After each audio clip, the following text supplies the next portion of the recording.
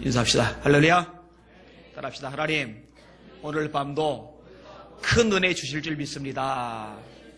아멘. 옆 사람 축복해 주세요. 성령의 능력으로 세상을 이기십시오. 아멘. 그 물놀이 하는데 가보면은 이게 끈 같은 걸 이렇게 막아놓은 게 있어요. 넘어가지 마세요.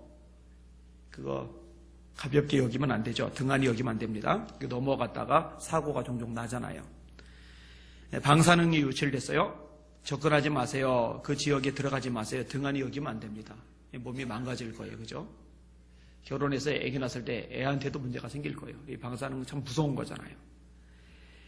이상한 문자 메시지 왔을 때 확인 누르지 말라고 하잖아요. 그 등한히 여기면 안 됩니다. 그 확인 눌렀다가는 돈 빠져나갑니다. 야, 이 머리들이 참 좋아요. 어떻게 그렇게 잘 만들어내는지. 정말 대단합니다. 이메일 오는 것도 그래요. 제가 알지 못하는 사람들에게 이메일이 오면은요, 저는 안 누릅니다. 왜냐면 눌렀다가는요, 이 바이러스가 이게 들어올 수가 있어요. 이게 정보가 다 빠져나갈 수가 있어요. 이 등한히 여기면 안 되는 거죠. 성경이 보면은요, 등한히 여기지 말아야 되는데 등한히 여겼다가 낭패 본 사람들의 이야기가 나옵니다. 시므이라는 사람이 있어요. 다윗 왕이 압살롬을 피해서 도망자 신세가 되었을 때요, 이 시므이가 못된 짓을 합니다. 이렇게 성경이 기록을 합니다. 다윗 왕이 바후림에 이르러 거기서 사울의 집 족속 하나가 나오니 게라의 아들이요 이름은 시므이라. 저가 나오면서 연하여 저주하고 또 다윗과 다윗 왕의 모든 신복을 향하여 돌을 던지니 그때에 모든 백성과 용사들은 다 왕의 좌우에 있었더라. 시므이가 저주하는 가운데 이와 같이 말하니라. 피를 흘린 자여 비루한 자여 가거라. 사울의 족속의 모든 피를 여호와께서 내게로 돌리셨도다. 그 대신에 네가 왕이 되었으나 여호와께서 나라를 네 아들 압살롬의 손에 붙이셨도다. 보라, 너는 피를 흘린 자인고로 화를 자치하였느니라. 다윗 왕에게 하여튼 속 긁는 소리를 계속 포부되는 겁니다. 그러니까 다윗의 군대 장관이던 요압, 그 요압의 동상인 아비새가 이렇게 말합니다. 이 죽은 개가 어찌 내 주 왕을 저주하리까? 청컨대 나로 건너가서 저의 머리를 베게 하소서. 그때 다윗이 이렇게 말합니다. 수로야의 아들들아, 내가 너희와 무슨 상관이 있느냐? 저가 저주하는 것은 여호와께서 저에게 다윗을 저주하라 하심이니 네가 어찌 그리하였느냐 할 자가 누구겠느냐? 다시 자기가 죄진 거 알잖아요. 그 때문에 이런 일이 생긴 거 알잖아요. 하나님이 시므이 보고 나를 저주하라고 말씀하신 거라면은 왜 너 그러느냐 말을 썼던 거, 그 저주 고스란히 받아야 된다는 거예요. 이 다윗의 자세입니다. 좋은 것만 아니라 나쁜 것도 하나님이 주시는 것이라면은 거절하지 않고 다 받겠다는 자세를 가지고 있는 거죠. 이 신앙 수준이 굉장히 높아요. 아무튼 이런 사건이 지난 다음에 다윗이 다시 왕권을 차지합니다. 최고의 권력자가 되었어요. 이제 발 동동 구를 인물이 있죠. 시므이. 꾀를 쓰죠. 바후림에 있는 게냐민 사람 게라의 아들 시므이가 급히 유다 사람과 함께 다윗 왕을 맞으러 내려올 때에 베냐민 사람 1000명이 그와 함께하고 사울 집안의 종 시바도 그의 아들 15과 종 20명과 더불어 그와 함께하여 요단강을 밟고 건너 왕 앞으로 나오니라. 왕의 가족을 건너가게 하여 왕이 좋게 여기는 대로 쓰게 하려 하여 나룻배로 건너가니 왕이 요단을 건너가게 할 때에 게라의 아들 시므이가 왕 앞에 엎드려 왕께 아뢰되 내 주여 원하건대 내게 죄를 돌리지 마옵소서. 내 주 왕께서 예루살렘에서 나오시던 날에 종의 패역한 일을 기억하지 마시오며 왕의 마음에 두지 마옵소서. 왕의 종 내가 범죄한 줄 아옵게 오늘 요셉의 온 족속 중 내가 먼저 내려와서 내 주 왕을 영접하나이다. 이 간사한 인간의 단면을 여실하게 볼 수 있습니다. 힘없이 도망 다닐 때, 아들에게 피해서 피난 갈 때 이제 더 이상 회복할 가능성이 없어 보이거든요. 그러니까 악다구니 써가면서 온갖 저주 다 쏟아부어놓고 불가능하다고 생각했던 왕권 회복이 이루어졌을 때 제일 먼저 쫓아와가지고 엎드려 절을 하면서 빌고 있는 거예요. 깝깝하죠. 다윗이 넘어갑니다. 근데 그 아들 솔로몬 왕 때 솔로몬이 그 시므이를 부릅니다. 그리고 이렇게 말합니다. 너는 예루살렘에서 너를 위하여 집을 짓고 거기서 살고 어디든지 나가지 말라. 너는 분명히 알라. 네가 나가서 기드론 시내를 건너는 날에는 반드시 죽임을 당하리니 네 피가 네 머리로 돌아가리라. 시므이가 왕께 대답하되 이 말씀이 좋사오니 내 주 왕의 말씀대로 종이 그리하겠나이다 하고 이에 날이 오래도록 예루살렘에 머무니라. 이 예루살렘이라는 지역을 두고서 감옥에 가두지는 않지만 이 지역을 두고서 이 지역을 벗어나지는 못하게 다짐을 받은 거예요. 너 벗어나면 죽는다. 내가 내 아버지 다윗 왕에게 했던 죄, 그 죄값, 예루살렘 안에 머물러 있으면 내가 봐주지만 넘어가면 너는 죽는다. 그랬어요. 근데 이제 어떤 일이 발생을 하느냐, 시므에게 종이 있는데 이 종들 중 둘이 도망을 간 거예요. 아기스 왕에게로 도망을 간 거예요. 재산적으로 손해죠. 그런데 이 도망간 두 종을 찾아오겠다고요 나서해요. 예루살렘을 넘어갑니다. 지금 뭘 등한히 여긴 거예요? 솔로몬 왕의 경고를 등한히 여긴 거잖아요. 결론이 어떻게 됩니까? 종은 데려왔어요. 그런데 시므이는 죽어요. 시므이가 예루살렘에서부터 가드에 갔다가 돌아온 일을 어떤 사람이 솔로몬에게 말한지라. 왕이 사람을 보내어 시므이를 불러서 이르되 내가 너에게 여호와를 두고 맹세하게 하고 경고하여 이르기를 너는 분명히 알라. 내가 밖으로 나가서 어디든지 가는 날에는 죽임을 당하리라 하지 아니하였느냐. 너도 내게 말하기를 내가 들은 말씀이 좋으니이다 하였거늘 네가 어찌하여 여호와를 두고 한 맹세와 내가 네게 이른 명령을 지키지 아니하였느냐. 왕이 또 시므이에게 이르되 네가 네 마음으로 아는 모든 악 곧 내 아버지에게 행한 바를 네 스스로 아나니 여호와께서 네 악을 네 머리로 돌려버리시리라. 그러나 솔로몬 왕은 복을 받고 다윗의 왕위는 영원히 여호와 앞에서 견고히 서리라 하고 여호야다의 아들 분하에게 명령하며 그가 나가서 시므이를 치니 그가 죽은지라. 이 왕이 했던 말만 등한히 여기지 않고 가볍게 여기지 않고 지켰더라면은 안 죽어요. 차라리 종은 2명 잃어버리고 손해보고 말지 왜 그 말을 우습게 여겼다가 생명을 잃습니까? 참 어리석다라고 생각이 되어집니다. 한 가지 얘기를 좀 더 할게요. 여리고성 앞두고 나서 여호수아가 명령을 내립니다. 등한히 여기서는 안 될 명령입니다. 하나님이 여호수아에게 하라고 하신 말씀이니까 너희는 온전히 바치고 그 바친 것 중에서 어떤 것이든지 취하여 너희가 이스라엘 진영으로 바치는 것이 되게 하여 고통을 당하게 되지 아니하도록 오직 너희는 그 바친 물건에 손대지 말라. 은금과 동철 기구들은 다 여호와께 구별될 것이니 그것을 여호와의 곳간에 드릴지니라 하니라. 하나님께 다 드리는 것이기 때문에 손대지 말라는 거예요. 하나님의 곳간에 다 들어갈 것이기 때문에 개인이 자기 속셈, 자기 욕심을 위해서 챙겨서는 절대로 안 된다는 거예요. 이거 등한히 여기면 안 되잖아요. 하나님이 하신 말씀이니까. 그런데 등한히 여기죠. 아간이. 여호수아 7장 1절입니다. 이스라엘 자손들이 온전히 바친 물건으로 말미암아 범죄하였으니 이는 유다 지파 세라의 증손 삽디의 손자 갈미의 아들 아간이 온전히 바친 물건을 가졌습니다. 여호와께서 이스라엘 자손들에게 진노하시니라. 엄밀하게 말하면은 이스라엘 전체 백성이 하나님의 말을 가볍게 여긴 게 아닙니다. 한 사람이 그래요. 딱 한 사람이. 아간이 그랬어요. 아간이. 근데 성경이 뭐라고 말씀하시느냐? 여호와께서 이스라엘 자손들에게 진노하시니라. 이스라엘 자손들에게 진노하시니라. 이 공동체거든요. 연대 책임이라는 게 있거든요. 하나님이 함께하지 않아요. 그러니까 여리고라는 큰 성을 무너뜨렸던 이스라엘 백성들이 아이라는 작은 성과의 싸움에서 패배를 겪고 여러 사람이 죽어 넘어갑니다. 그리고 여호수아가 하나님 앞에 울부짖어요. 그 내용이 여호수아 7장 6절입니다. 여호수아가 옷을 찢고 이스라엘 장로들과 함께 여호와의 궤 앞에서 땅에 엎드려 머리에 티끌을 뒤집어쓰고 저물도록 있다가 이르되 슬프도소이다 주 여호와여 어찌하여 이 백성을 인도하여 요단을 건너게 하시고 우리를 아모리 사람의 손에 넘겨 멸망시키려 하셨나이까. 우리가 요단 저쪽을 만족하게 여겨 거주하였다면 좋을 뻔하였나이다. 주여 이스라엘이 그의 원수들 앞에서 돌아섰으니 내가 무슨 말을 하오리까. 가나안 사람과 이 땅의 모든 사람들이 듣고 우리를 둘러싸고 우리 이름을 세상에서 끊으리니 주의 크신 이름을 위하여 어떻게 하시려 하나이까. 하나님이 이제 함께하지 않으니까 절망밖에 없잖아요. 이제 끝장이잖아요. 그러니까 여호수아 입장에서는 먼지 뒤집어쓰고 통곡할 것밖에는 없는 거예요. 그런데 하나님이 왜 이런 패배가 생겼는지 분명하게 말씀하십니다. 여호와께서 여호수아에게 이르시되 일어나라 어찌하여 이렇게 엎드렸느냐.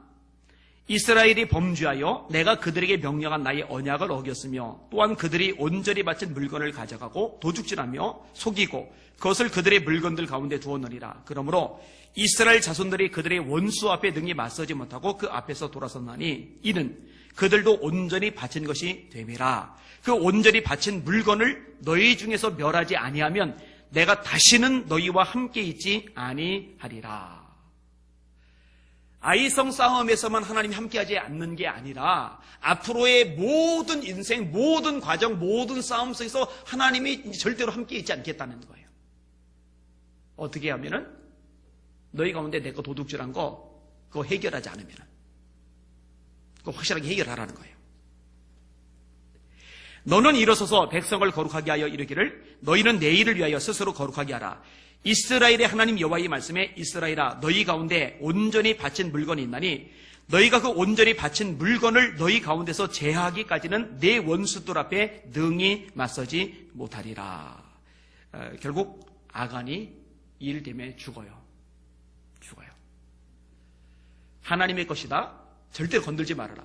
건드리면은 너희 자신이 하나님께 바쳐진 것이 될 것이다 라는 그 경고의 말씀을 등한히만 여기지 않았으면 살 텐데 그 말씀을 우습게 가볍게 여겼다가 망한 케이스죠. 사랑하는 여러분들, 하나님의 말씀을 절대로 등한히 여기지 마시길 바랍니다. 하나님의 말씀을 두렵고 떨림으로 받으실 수 있기를 주님의 이름으로 축원합니다. 지금 우리가 사는 시대, 우리가 사는 세상은요, 하나님을 믿는다라고 말하는 하나님의 백성들도 하나님의 말씀을 아주 가볍게 생각하는 일들이 굉장히 흔해요. 그래서요, 말씀을 어기고도 회개를 잘 안 하고, 그리고 말씀을 들을 때 가려듣고, 그리고 이 말씀을 내가 반드시 지켜야 된다는 결단과 각오의 자세가 결여되어 있는 사람들이 생각보다 많습니다. 근데 절대로 등한히 여기면 안 돼요. 특별히 오늘 본문에 정말로 등한히 여기서는 안 될 것에 대해서 말씀을 해주고 있어요. 오늘 설교 제목입니다. 따라합시다. 절대로 등한히 여기서는 안 될 것이 있다. 한 번 더요. 절대로 등한히 여기서는 안 될 것이 있다. 이게 가볍게 여기서는, 소리 여기서는 이렇게 표현해야 되는데 굳이 등한히 여기서는 잘 익숙하지 않은 용어를 쓰는 이유는 오늘 성경에 그런 용어가 쓰이기 때문에 그대로 제가 가급적 성경 구절로 제목을 잡거든요. 그래서 등한히 여기서 안 될 것이 있다라고 말한 겁니다. 자, 먼저 말씀하고 있는 부분은요, 율법에 대한 부분이고요. 그 다음에 말씀하고 있는 부분이요, 복음에 대한 부분입니다. 율법을 등한히 여기면 안 되고요, 이 복음을 등한히 여기면 안 돼요. 근데 이 둘 다 말씀입니다. 둘 다 말씀이지만 차이는 있어요. 복음이 율법 위에 있습니다. 이걸 대전제로 깔고서 말씀을 들으시면 됩니다.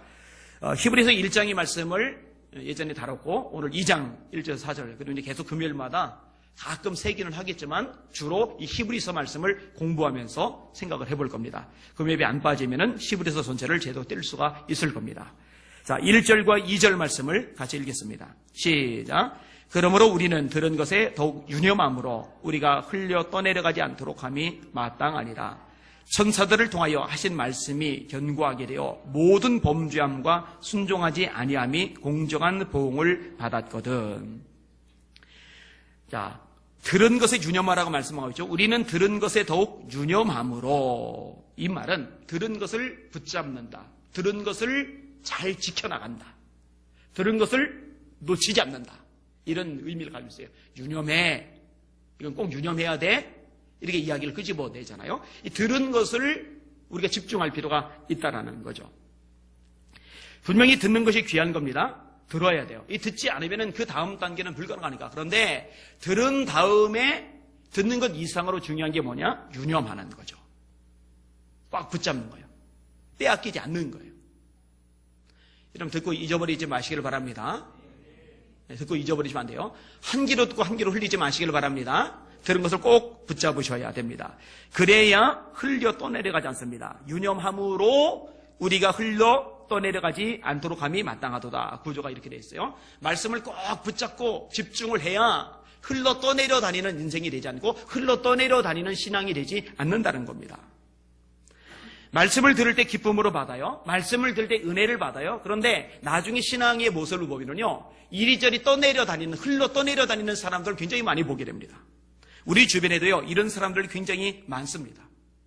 때론 사람 때문에, 때론 환경 때문에, 때론 실패 때문에, 때론 사건 때문에, 때론 감정 때문에, 때론 인간관계 때문에, 하여튼 이런 다양한 요소들 때문에 흘러떠내려가는 것처럼 보여요.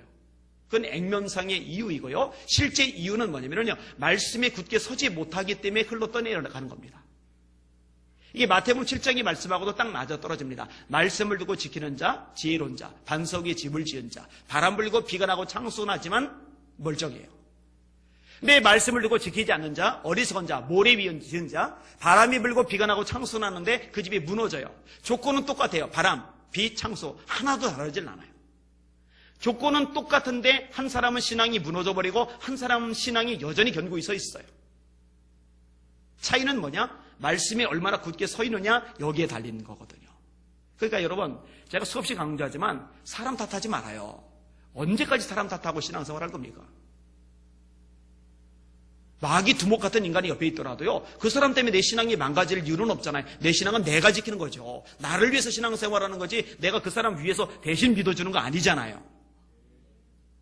근데 이게요, 굉장히 취약해. 이게 자꾸 초점을 놓치는 겁니다. 말씀에 굳게 서시길 바랍니다. 찬송가도 부르죠. 주의 약속하신 말씀 위에서 영원토록 주를 찬송하리라. 소리 높여 주께 영광 돌리며 약속 믿고 굳게 서리라. 약속이 뭐예요? 하나님 말씀이잖아요. 그 말씀 믿으시길 바랍니다. 굳게 서시길 바랍니다.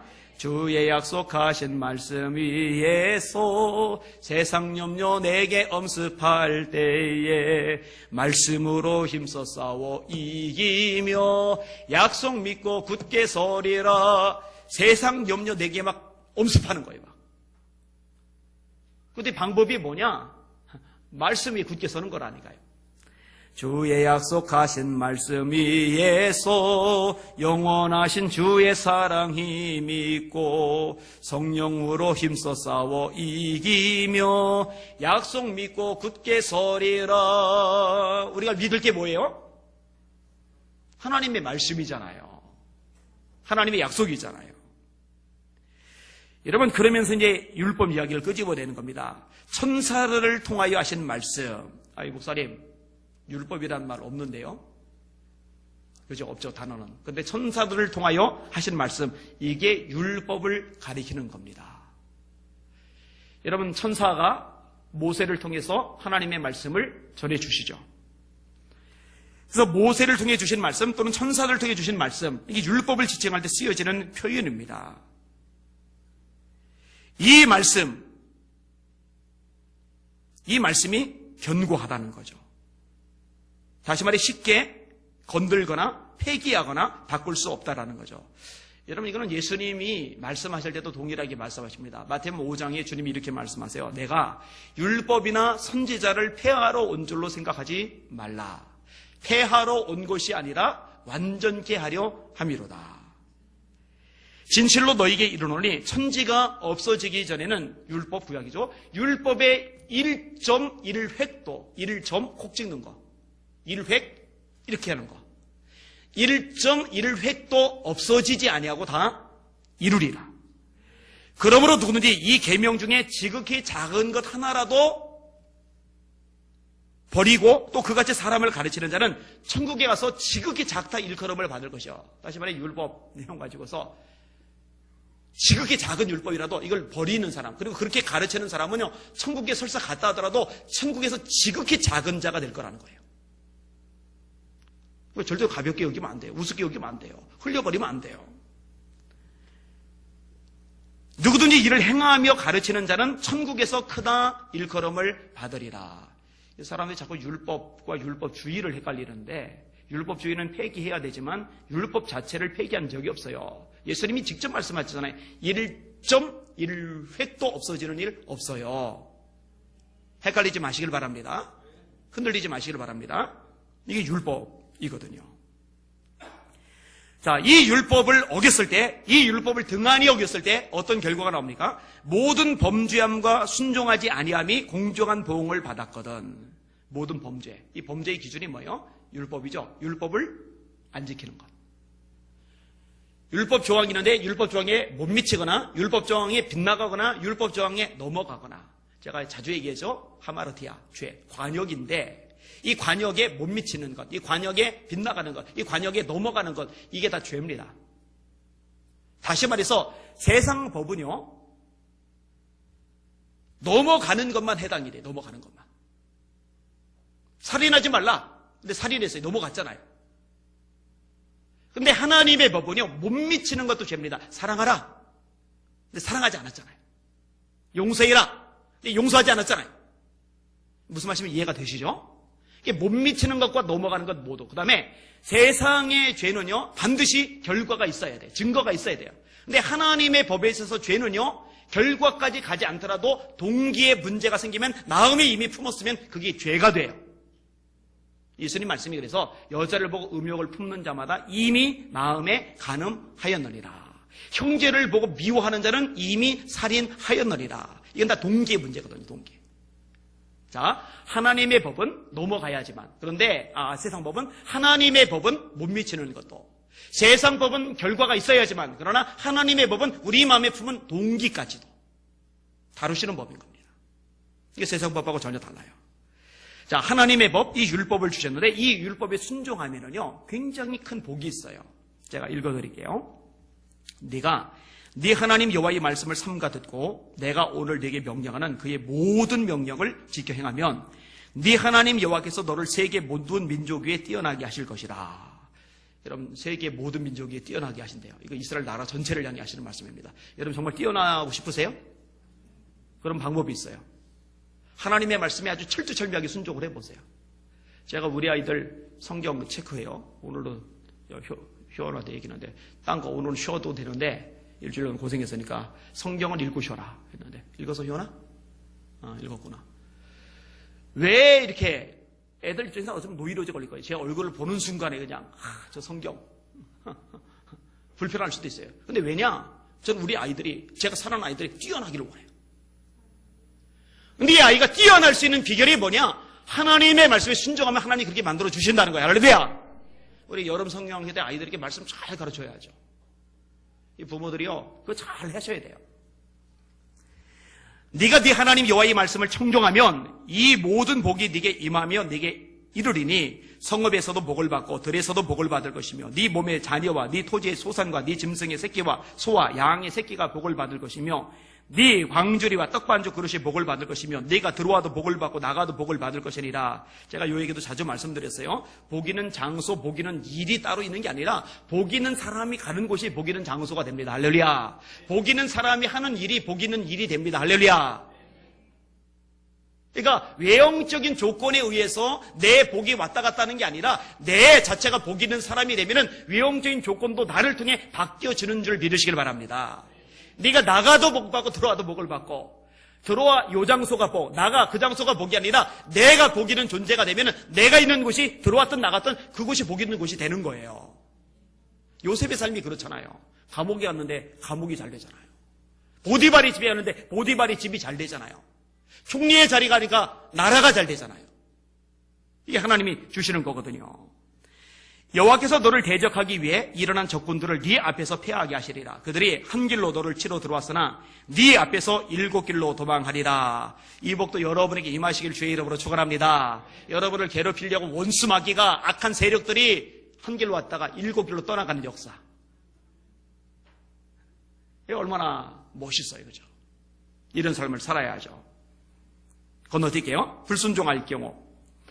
하나님 말씀을 등한히 여길 때 불순종하죠. 가볍게 여길 때 그냥 불순종하죠. 흘려버리니까 그냥 다들 그렇게 사는데 뭘 이렇게 말씀에 못 매어 살아.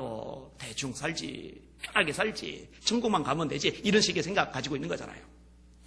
네가 만일 네 하나님 여호와의 말씀을 순종하지 아니하여 내가 오늘 네게 명령하는 그의 모든 명령과 규례를 지켜 행하지 아니하면 이 모든 저주가 네게 임하며 네게 이를 것이니 네가 성읍에서도 저주를 받으며 들에서도 저주를 받을 것이요 또 네 광주리와 떡반죽 그릇이 저주를 받을 것이요 네 몸의 소생과 네 토지의 소산과 네 소와 양의 새끼가 저주를 받을 것이며 네가 들어와도 저주를 받고 나가도 저주를 받으리라.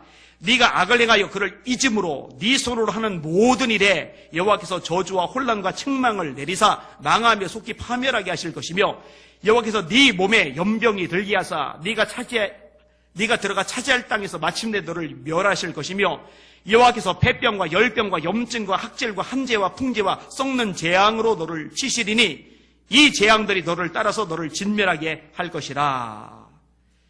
이 이후로도 굉장히 길게 연결됐는데 끊을게요. 여러분, 결론적으로 율법 세대인 구약 이스라엘 백성들 하나님 말씀을 가볍게 여기죠.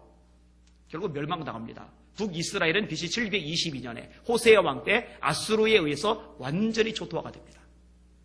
남쪽 유다는 BC 586년 시드기야 왕 때 바벨론 왕 느부갓네살에 의해서 완전히 박살이 납니다. 다 부서져요. 다 빼앗겨요. 많이 죽고요. 완전히 알거지가 됩니다. 자기 땅에서도 못 살아요. 죄다 바벨론에 끌려가서 거기서 살아요. 우리 식으로 하면 일본이 죄다 끌려가는 거예요. 거기 이제 바벨론 포로 70년 시대죠.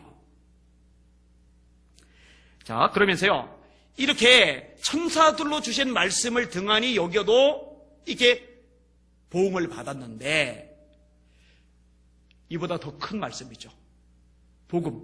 이 복음을 등한히 여기면 너희들 어떻게 되겠느냐. 그러니까요, 여러분, 하나님의 말씀이요, 우리에게 격려하고 소망을 주고 위로하고 용기를 주는 말씀도 가득하지만 거꾸로 우리에게 아주 강력하게 경고하는 말씀도 많아요.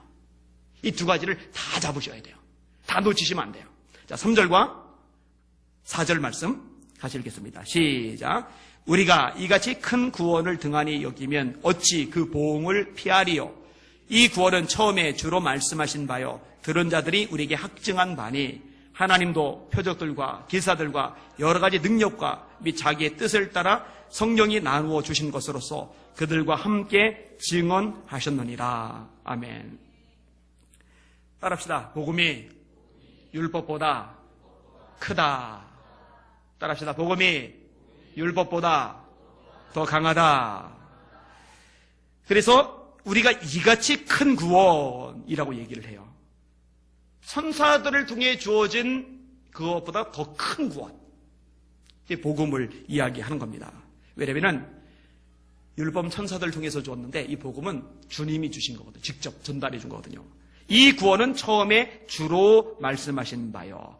예수님께서 하나님의 아들이 직접 오셔서 하셨다는 거예요. 그래서 히브리서 1장에 보면은 여러 선지자들을 통해서 말씀하신 하나님이 마지막 때에 아들을 통해서 말씀하셨다. 이런 천사들하고 예수님하고 비중이 누가 커요? 선지자들하고 예수님하고 비중이 누가 커요? 그죠? 천사 통해, 선지자 통해, 모세 통해 주어진 말씀도 등한히 여기면은 심판을 받는데 하나님의 아들이 직접 오셔서 주신 그 말씀을 등한히 여기면은 어찌 보응을 피하겠느냐? 어찌 심판을 피하겠느냐? 오늘 본문에 그 이야기를 끄집어내고 있는 겁니다. 여러분, 복음은 하나님께서 우리에게 주신 최고의 선물인 줄 믿으시기를 바랍니다. 그래서 바울 사도가 말합니다. 내가 복음을 부끄러워하지 아니하노니 이 복음은 모든 믿는 자에게 구원을 주시는 하나님의 능력이 됨이라. 첫째는 유대인에게요 또한 헬라인에게로다. 이 복음에는 하나님의 의가 나타나서 믿음으로 믿음에 이르게 하나니 기록된 바 의인은 믿음으로 말미암아 살리람과 같으니라. 이 복음을 주신 목적이 뭐예요? 우리 구원입니다. 큰 구원. 사람은 죽어야 돼요. 죽고 끝나느냐? 한 점 흙으로 사라지느냐? 아니요. 심판을 받아야 돼요. 계시록을 보면은 바다도 죽은 자를 내줘요. 음부도 죽은 자를 내줘요. 이 죽었던 자들이 모두 다 하나님 심판대 앞에 서서 하나님의 행위록에 쓰여진 그 기록된 책대로 심판을 받아요. 두려워하는 자들과 믿지 않는 자들과 흉악한 자들과 살인자들과 술객들과 온갖 거짓말을 지어내는 자마다 불과 유황으로 타는 못에 참여하리니 이것이고 둘째 사망이라.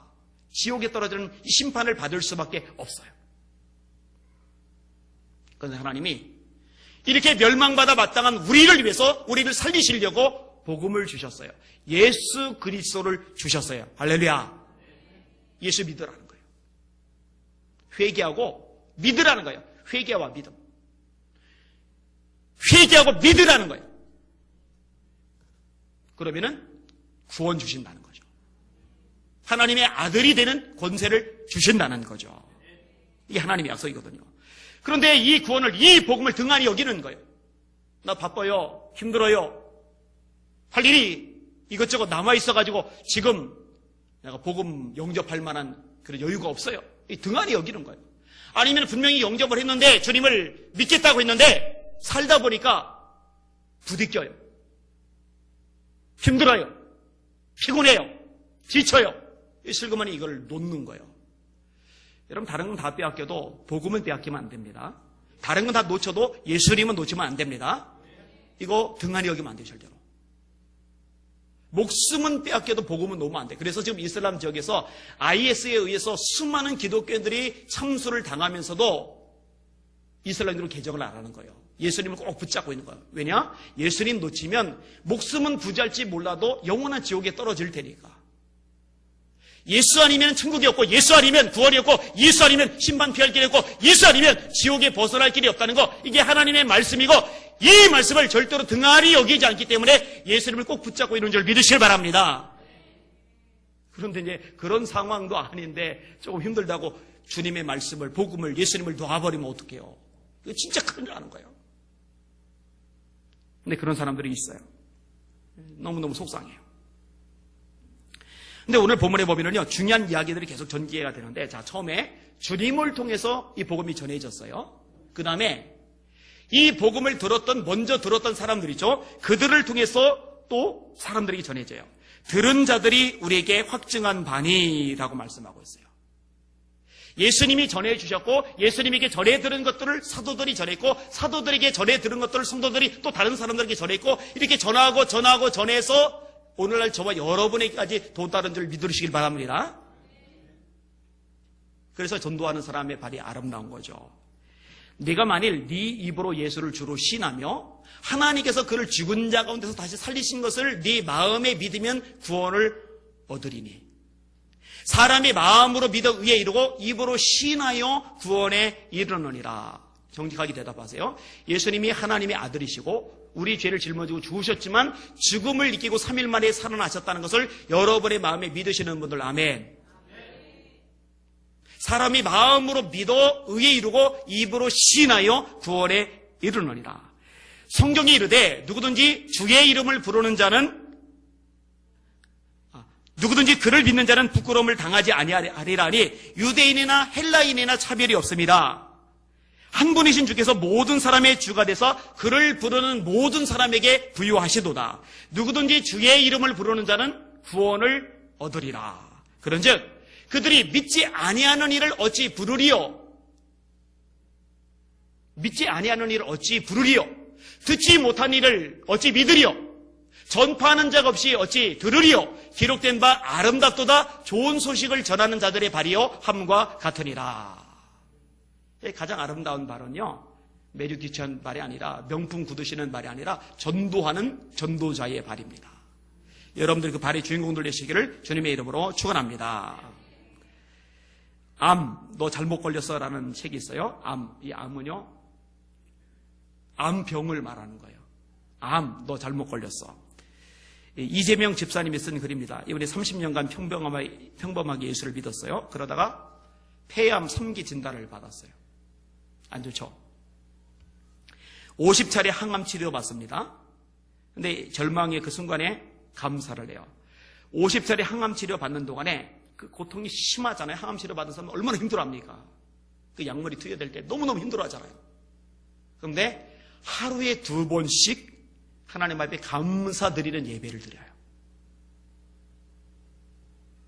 수요 예배, 금요 예배, 주일 오전 예배, 오후 예배 드리면 일주일에 4번이잖아요. 근데 그런 거 말고 자기 혼자 하루에 2번씩 예배를 또 드리는 거예요. 목적은 딱 하나, 하나님 앞에 감사하기 위해서. 그리고 그 와중에 새로운 사명을 깨달았습니다. 뭐냐? 복음 전하는 거. 내가 왜 전도를 안 했지? 내가 왜 복음에 대해서 입 다물고 있었지? 이걸 아닌데, 이걸 깨닫게 되는 거예요. 그래서 암에 걸렸잖아요. 3기잖아요. 그러니까 다른 암에 걸린 사람과 그 가족들에게 다가갈 때 그들이 마음을 열어요. 왜? 같은 입장이니까. 그들에게 복음을 전해서 60명 전도를 전도해요. 할렐루야. 대단하죠. 더 놀라운 게 뭔지 아세요? 이 이재명 집사님이 한 일이 뭔지 아세요? 아주 유명한 일인데, 지존파를 회개하고 예수 믿게 만들었어요. 지존파 기억나세요? 지존파. 참 대단하죠. 그리고 진짜 감사한 게 뭔지 아세요? 그래, 어차피 이제 암도 걸렸겠다. 주님 앞에 빨리 갈지도 모르는데 열심히 전도나 하자. 죽으라고 암병 환자들, 그 가족들에게 전도를 했는데요. 하나님이 암도 그냥 고쳐주셨어요. 할렐루야. 그래서 책 제목이 암 너 잘못 걸렸어. 암 너 잘못 걸렸어. 아, 멋있잖아요. 여러분 전도자들 되시길 주의 이름으로 축원합니다. 주님이 기뻐하세요. 그런데요, 이 복음을 예수님이 전달하셨고 들은 자들이 또 전해줬는데 하나님도 표적을 통해서 이 복음 증거하는 것을 돕는 거죠. 4절 다시 한번 볼게요. 4절 시작. 하나님도 표적들과 기사들과 여러 가지 능력과 및 자기의 뜻을 따라 성령에 나누어 주신 것으로서 그들과 함께 증언하셨느니라. 여러분, 하나님이 표적을 왜 주시는 거예요? 하나님이 기적을 왜 주시는 거예요? 성령의 수많은 은사들과 역사와 놀라운 일들을 왜 주시는 거예요? 왜? 전도하라고 주시는 거예요. 죽을 영혼, 지옥 갈 영혼, 멸망받을 영혼, 영원한 불꽃 옥리 속에서 고통을 당할 영혼들을 살려내라고 하나님 표적고 기사도 주시는 줄 믿으시길 바랍니다. 그래서 마가복음 16장에 보면은 너희는 온 천하에 다니며 만민에게 복음을 전파하라. 믿고 세례를 받는 사람은 구원을 얻을 것이요 믿지 않는 사람은 정죄를 받으리라. 이렇게 전도하라고 말씀하시고 나서 그 다음에 표적을 말씀하시는 거예요. 믿는 자들에게는 이런 표적이 따르리니 곧 저희가 내 이름으로 귀신을 쫓아내며 새 방언을 말하며 뱀을 집으며 무슨 독을 마실지라도 해를 받지 아니하며 병든 사람에게 손 얹은 적 나으리라. 그 다음 절에 저희가 나가 두루 전파할세 주께서 함께 역사하사 그 따르는 표적으로 말씀을 확실히 증거하시리라. 할렐루야. 이 전도의 도구가 되잖아요. 우리 정섭이가 명훈이를 전도를 했잖아요. 명훈이가 동혁이를 전도를 했잖아요. 근데 동혁이가 지난 주일날 제가 얘기했듯이 위와 장이 너무 상태가 안 좋아서 음식을 못 먹었는데 기도받고 나서 음식을 먹고 좋아졌잖아요. 그러니까 그게 누구한테 보탬이 되냐면은 이 명훈이한테 보탬이 되는 거예요. 얘가 걔를 데려왔는데 걔도 유익하지만 데려온 얘한테도. 그리고 걔가 또 다른 애를 지난주 데려왔잖아요. 이게 사실은 굉장히 좋은 도구가 돼요. 자, 예수님께 사람들 모여들 때도요. 말씀도 듣고 병 고침도 낫고자 하여 예수께 모여오되. 제가 요즘 이제 집중하고 있는 기도의 제목인데 같이 기도해 주세요. 정말 복음을 위해서 영혼 구원을 위해서 표적과 기사가 나타나야 합니다. 하나님 약속하셨잖아요. 다시 인용할게요. 사도행전 4장 주여 이제도 저희의 위협함을 하감하옵시고 종들로 담대히 말씀을 전하게 하옵시며 손을 내밀어 병을 낫게 하옵시고 표적과 기사가 거룩한 종 예수 이름으로 이루어지게 하옵소서. 빌기를 다음에 모인 곳이 진도가더니 무리가 다 성령이 충만하여 담대히 하나님의 말씀을 전하니라. 할렐루야. 요즘 젊은 여전대 중심으로 차례하 기도를 하잖아요. 저도 요즘에 오전에 아무것도 안 하고 점심 먹을 때까지 계속 앉아서 기도만 해요. 그리고 여기에 기도자들이 더 많아지기를 원해요. 그리고 이 기도가 쌓이고 쌓여 하나님의 때에 하나님의 능력과 표적과 기사를 부어주실 줄 믿습니다. 이것이 전도의 능력, 전도의 도구가 될 줄 믿습니다. 아멘. 말씀을 정리합니다. 절대로 등한히 여겨서는 안 될 것, 말씀. 율법을 말씀드렸죠? 그리고 율법보다 더 큰 복음. 그래서 큰 구원이라고 말씀을 드렸습니다. 소홀히 여기지 않는 여러분들 다 되시기를 주님의 이름으로 축원합니다. 우리 아이들이, 우리 학생들이 이 복음을, 이 말씀을 절대로 등한히 여기지 않는 아이들, 학생들 되도록 기도해 주시기를 바랍니다. 그리고 여러분 소홀히 여기지 않고 등한히 여기지 않았다면 이제 여기서 한 걸음 더 나가서 이것을 나누고 이것을 전하는 데 있어서도 등한히 여기지 않으실 수 있기를 주의 이름으로 축원합니다. 여러분 세상 왜 살아요? 전화를 전도하려고 사는 거예요. 여러분 본업은 전도, 여러분 부업은 직장. 윤 장로님, 전도자가 본업, 교장 선생님 부업. 이 장로님, 유통은 부업, 전도는 본업. 그죠? 현아야, 거기 열심히 끄덕여서. 그죠? 맞아. 전도가 본업이란 말이에요. 전도. 놓치지 마시기를 주님의 이름으로 축원합니다. 하나만 더 인용을 할게요. 애슐리 스미스라는 여인이 책을 썼어요. 자서전, 기적을 빛나요. 배경이 있습니다. 이 책에 나온 배경. 미국 조지아주 애틀란타 법정에서 옛 애인을 성폭행한 혐의로 브라이언 니콜라스라는 사람이 재판을 받았어요. 근데 재판을 받던 이 사람이 현장에 있던 판사, 부보안관, 속기사를 살해하고 도주했습니다. 그게 이제 새벽 2시경. 그리고 민간인 여성 애슐리 스미스를 인질로 잡았어요. 그런데 이 애슐리 스미스라는 이 인질로 잡힌 여성이요, 7시간 동안 이 살인범, 3명이나 죽인 이 무시무시한 살인범을 설득해낸 거예요. 그래서 자수하게 만들었어요. 애슐리 스미스는 불우한 삶을 살았습니다. 10대 때 상점에서 물건 훔쳤다가 1년간 보호 관찰 처분을 받아요.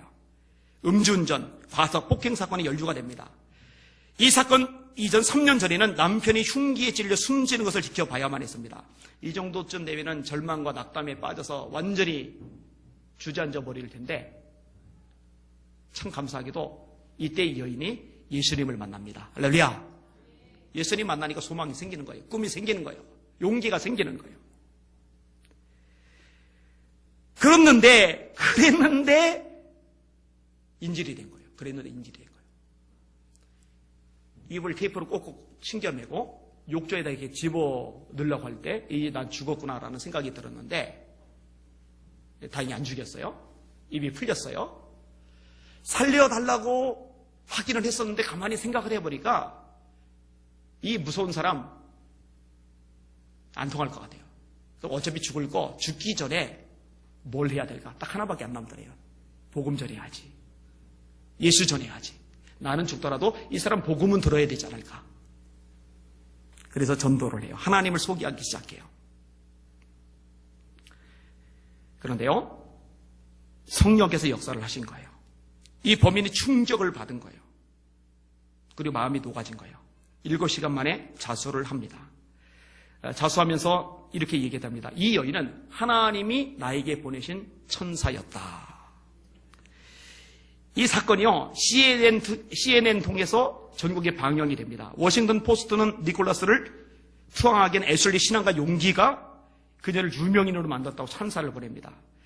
6만 달러의 신고 포상금을 받았고요.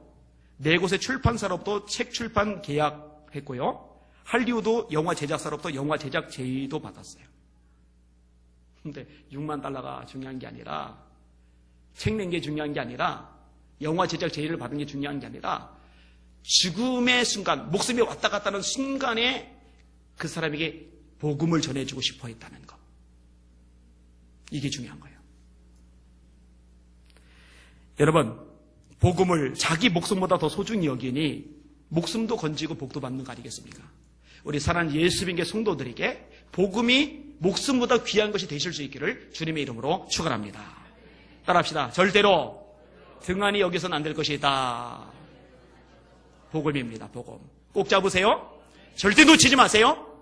그리고 이 복음을 전하시는 여러분의 생애가 되시기를 주님의 이름으로 축원합니다. 아멘. 기도하겠습니다.